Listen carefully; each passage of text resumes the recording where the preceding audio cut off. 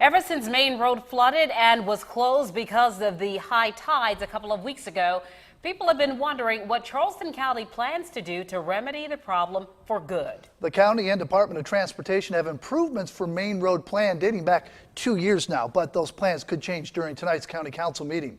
News 2's Macy McLeod joins us in the studio with more. Macy.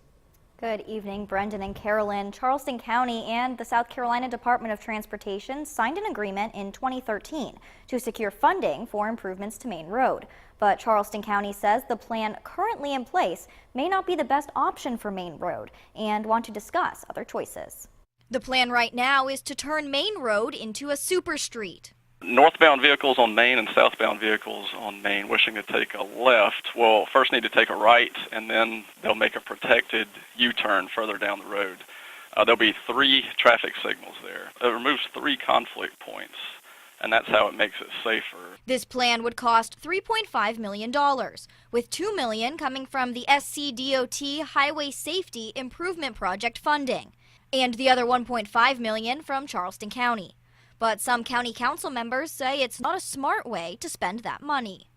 From the beginning, it was designed as basically a Band-Aid approach to a more complex problem, that is the widening of Main Road from probably Bees Ferry to the intersection of Main Road and River, at least, with 4 lanes over the bridges. Council members say instead the better option would be an interchange with an overpass on Main Road, which would take drivers over the top of Highway 17. The SCDOT says an interchange like the Charleston County Council is suggesting would cost about $30 million, money that just isn't there.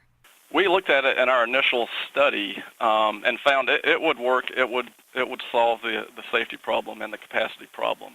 But for our office and our funding, we didn't have the amount of money that it would cost for an interchange. There'd also be more right-of-way impacts, more properties displaced. There'd be a greater wetland impact.